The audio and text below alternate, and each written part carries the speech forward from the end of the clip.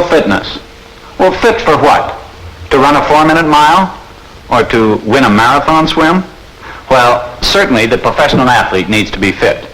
But for the ordinary man, there is also a very important reason.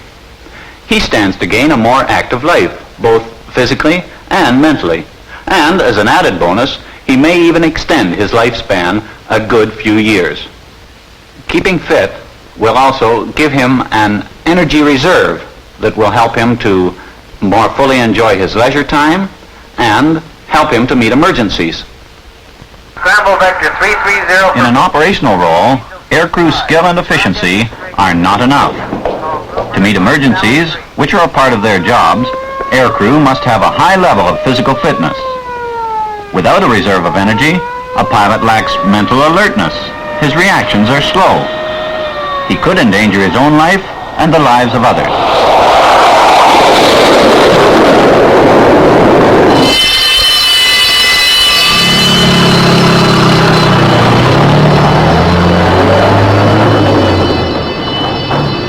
To safeguard property and preserve life is the code of the firefighter. But there's little point in knowing how and where to direct water at a fire if the firefighter is too tired to hold the hose.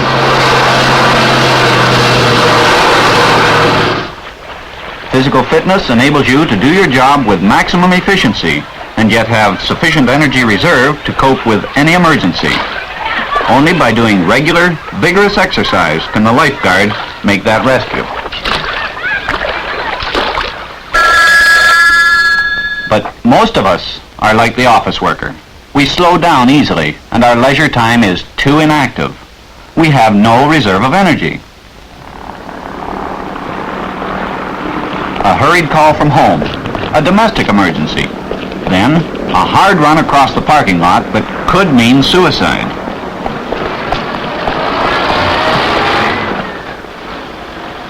Exhausted, we are incapable of making quick decisions and cannot drive safely. We are accident prone and a menace to others on the road. What's the answer? Well, the answer for everyone should be keep fit and stay alive. Now, if you are normally healthy, the only way to achieve physical fitness is through physical activity. Sports are excellent. However, they are often expensive, time-consuming, and even impossible for some people. To develop physical fitness, an exercise must be balanced and planned. It must be progressive. And above all, it must be vigorous and regular. A little vigorous activity once a day is much better than a lot of activity once a week. Well, with these requirements in mind, the Royal Canadian Air Force developed a system of exercises and called it the 5BX plan. 5BX simply means the 5 basic exercises. In this plan, there are 6 charts. The 5 basic exercises in chart 1 are easiest to perform and become progressively more difficult up to chart 6. In each chart, the number of times that each exercise is repeated also gradually increases, but keeping within a total time limit of 11 minutes. Everyone starts on the lowest level of chart 1. Younger persons progress at a more rapid pace and, depending on their physical capacity, reach and maintain their level on charts 4 or 5. Older persons progress more slowly and reach and maintain their levels on charts 2 or 3. In other words, if you are 20 or under, you increase the number of exercise repetitions from day to day. But if you are, say, 40 to 49 years, you increase the number of repetitions only each week until you reach the level of fitness prescribed for your age grouping. It is the intention in this film to demonstrate the 5 basic exercises and the way they increase in difficulty from chart to chart. It will also explain those exercises that are sometimes done incorrectly. The 5 exercises strengthen and improve the endurance of all the major muscles. It also conditions the heart and lungs for strenuous activity. Here you see our demonstrators in action. Notice that no equipment is required, that it is convenient, any small space will do, and it is simple. These are the exercises from Chart 2. Exercise number 1 may be considered a warm-up exercise because it prepares the body for the more strenuous activity that follows. It also stretches and loosens the large body muscles and those on the back of the legs.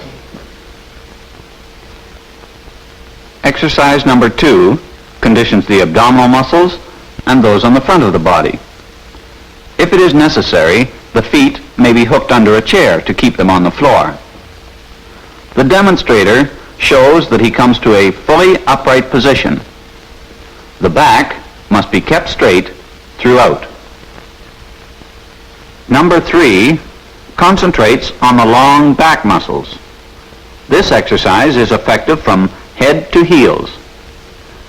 These are the muscles responsible for maintaining an erect carriage when in balance, and this is important, when in balance with those on the front of the body. In 4, the emphasis is on those muscles that are notoriously weak in most people, the arms and shoulders. How many people in their daily tasks are required to even raise their arms above their head? Exercise number 5, and the most important, an exercise for the heart, lungs, and muscles of respiration. It is running on the spot interspersed with various types of jumps. Here you see the stride jump with the arms raising sideways. An alternate exercise that may be done for those who like the outdoors is a walk or a run of a prescribed distance within a specific time. You have seen the 5 basic exercises. All the major muscles in the body have been used, so you see that it is balanced.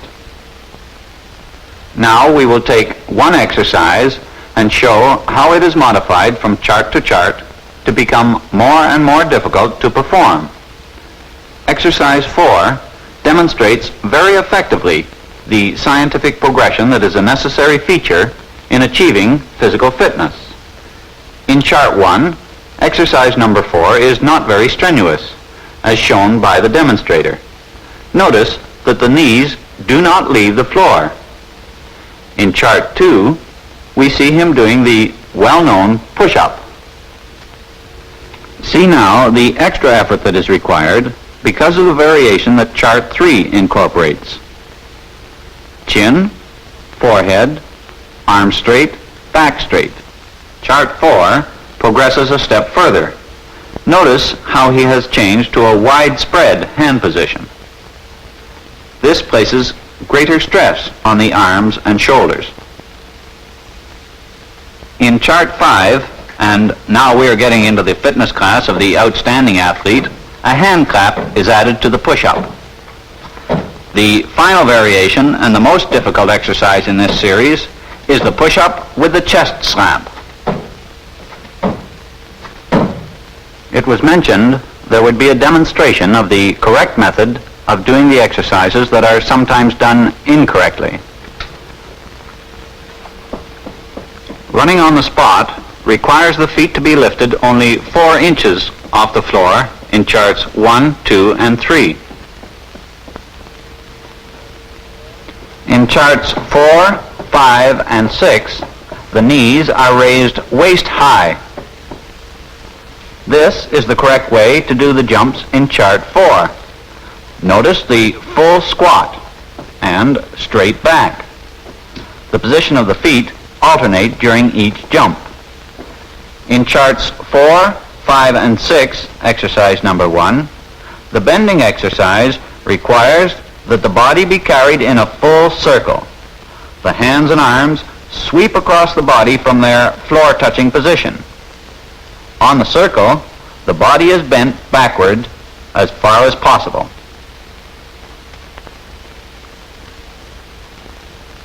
Exercise 2 in chart 4 is often done incorrectly because the arms are allowed to precede the body to the sit-up position.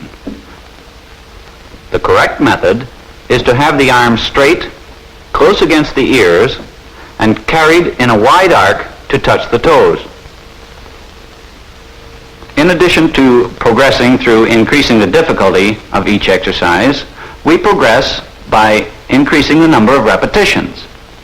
In Chart 1, exercise number 4 starts out suggesting only 2 repetitions. As fitness improves, so the number of repetitions increases. And when you are ready to leave Chart 1, you will be doing 13 of this type of push-up. Chart 2, with its greater demand for strength, starts out with 9 push-ups, but increases to 20. And so it is with each exercise in each chart. As you progress, greater demands are made upon you, so that you always have a figure to strive for.